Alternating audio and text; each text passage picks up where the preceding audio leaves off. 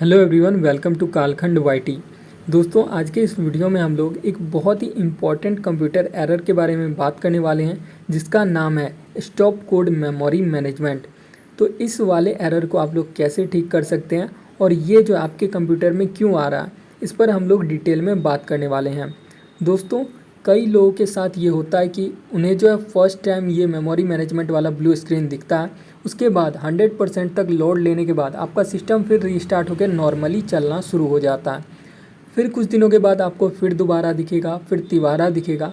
अगर तब भी आप लोग सॉल्यूशन नहीं करते हैं तो आने वाले टाइम में आपका स्टॉप कोड चेंज हो जाएगा और वो मेमोरी मैनेजमेंट से बदल करके क्रिटिकल प्रोसेस डाइड हो जाएगा। उसके बाद आप लोग सिस्टम में कुछ भी नहीं कर पाएंगे, आपका सिस्टम ना ही रीस्टार्ट होगा, ना ही आपका विंडोज़ जो वो ओपन होगा।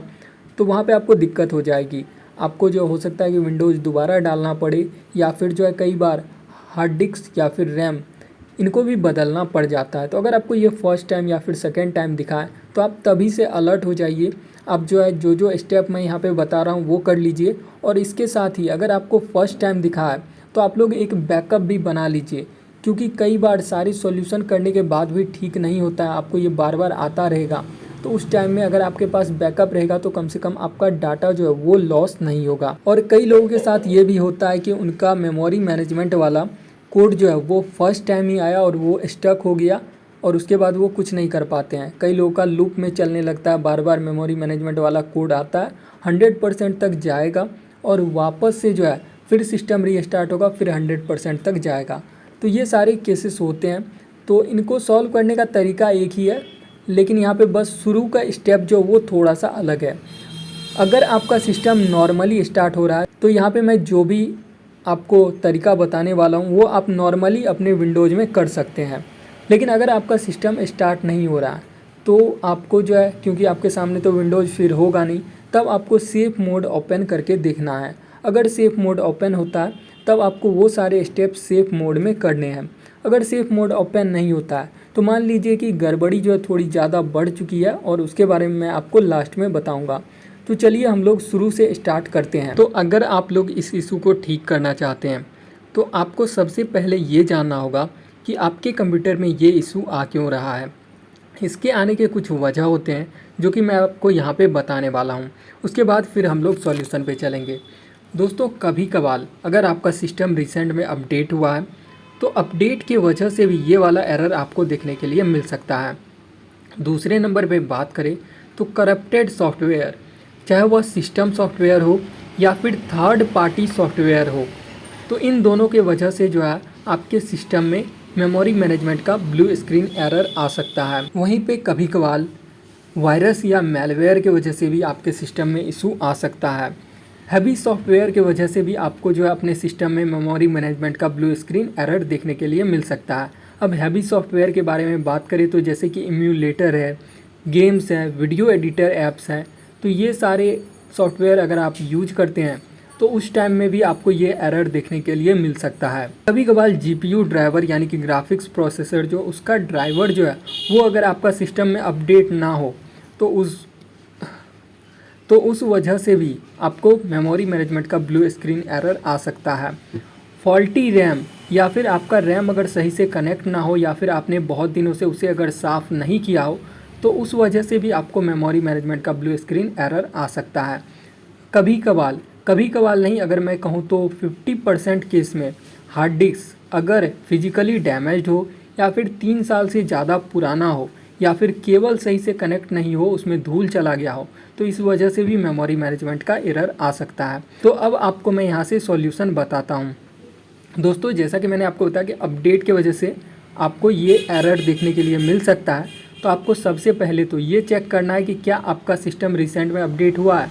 अगर अपडेट हुआ है तो आप जो है सारे अपडेट्स को अनइंस्टॉल कर दीजिए, या फिर आप कोई और अपडेट अवेलेबल है जो कि उससे भी लेटेस्ट है तो फिर जो है आप लेटेस्ट अपडेट पे चला जाइए, यानी कि अपने सिस्टम को फुल अप टू डेट कर लीजिए। दूसरा है हैवी सॉफ्टवेयर। जैसा कि मैंने आपको बताया था कि वीडियो एडिटर या फिर गेम्स की वजह से या फिर इम्यूलेटर की वजह से आपके सिस्टम में मेमोरी मैनेजमेंट का ब्लू स्क्रीन एरर आ जाता है। ऐसा इसलिए होता है क्योंकि जो भी हैवी सॉफ्टवेयर हैं वो आपके हार्ड डिस्क को मैक्सिमम कैपेसिटी पे रन करवाते हैं। तो यहाँ पे आपको क्या करना है कि हैवी सॉफ्टवेयर अगर आप यूज करते हैं तो आपको अपने सिस्टम को अपग्रेड करना होगा। जैसे कि अगर आपका HDD है तो वहाँ पे आप SSD लगा लीजिए तो वो ज़्यादा सही रहेगा। SSD लगाने के बाद ही आप यूज करें अगर यूज करना ज़रूरी है, और अगर यूज करना ज़रूरी नहीं है तो आप जो उन ऐप्स को यूज करना बंद कर दीजिए, तभी जो आपका PC सेव रहेगा। और इसके बाद जो आपका वायरस या मैलवेयर की वजह से होता है, कोई सा भी एंटीवायरस जो आपको डाउनलोड कर लेना है। जैसा कि आपको पता होगा कि बहुत अच्छे अच्छे एंटीवायरस, चाहे वह मैकफी हो या फिर अवास्ट हो, तो ये सारे एंटीवायरस जो आपको फ्री ट्रायल्स देते हैं, तो आप बस एक बार डाल लीजिए और अपने सिस्टम को जो फुल स्कैन कर लीजिए। अगर आपके सिस्टम में वायरस या मैलवेयर होगा तो वो आपको वहाँ से पता चल जाएगा और उससे वो ठीक भी हो जाएगा। इसके बाद जैसे कि मैंने आपको बताया कि फॉल्टी रैम की वजह से होता है, तो फॉल्टी रैम में आपको ये चेक करना है कि क्या आपका रैम सही से कनेक्ट है।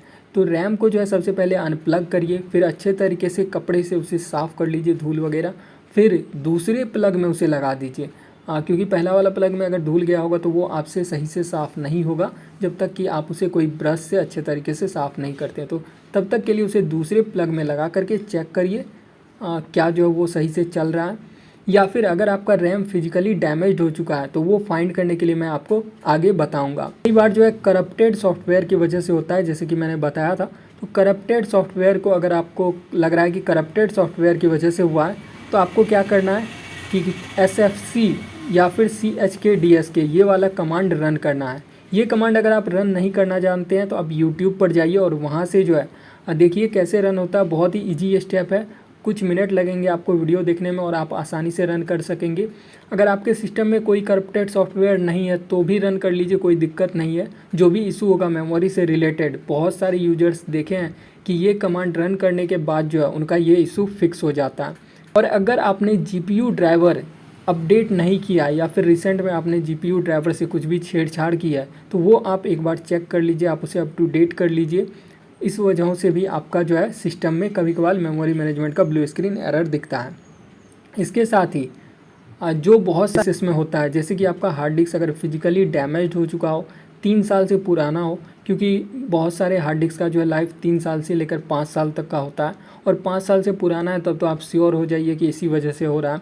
केबल सही से कनेक्ट नहीं हो, उसमें धूल चला गया हो हार्ड डिस्क का जो केबल होता है, तब भी आपको ये एरर आ सकता है। तो ऐसे में आपको क्या करना है, हार्ड डिस्क का केबल खोलना है, उसे साफ़ करना और लगा के देखना है क्या वो चलता है। अगर इन सारे स्टेप्स में भी नहीं हो रहा तब आपको जो है विंडो से अपने सिस्टम को रीसेट करना है। रीसेट करना जो वो बहुत ही आसान स्टेप है, आप डायरेक्ट विंडोज़ में जो है वहाँ से रीसेट कर सकते हैं। और रीसेट में आपका जो है फाइल भी नहीं जाएगा, क्योंकि कीप माय फाइल का ऑप्शन जो है रहता है, तो वहाँ से कीप माय फाइल कर लीजिए और वहाँ से आप रीसेट कर लीजिए। रीसेट वाला ऑप्शन जो है लास्ट है। अगर इन सब के बाद भी अगर आपका ब्लू स्क्रीन एरर ठीक नहीं होता है तो सबसे लास्ट ऑप्शन है, आप जो है बूट मेन्यू में जाइए, वहाँ से डायग्नोस्टिक टूल का यूज करिए। डायग्नोस्टिक टूल यूज करके आप जो है ये फाइंड करिए कि आपका हार्ड डिस्क क्या फिजिकली डैमेज हो चुका है या फिर रैम जो वो फिजिकली डैमेज हो चुका है। डायग्नोस्टिक टूल आपको बता देगा कि आपका हार्ड डिस्क जो वो ख़राब हो चुका है या फिर रैम जो वो ख़राब हो चुका है। तो डायग्नोस्टिक टेस्ट वहाँ से रन करिए। दोस्तों ये सारे सॉल्यूशन है, इसमें से कोई ना कोई आपका ज़रूर काम करेगा। अगर आपको जो है कुछ भी यहाँ से हेल्पफुल मिला हो तो वीडियो को लाइक ज़रूर कर दीजिएगा।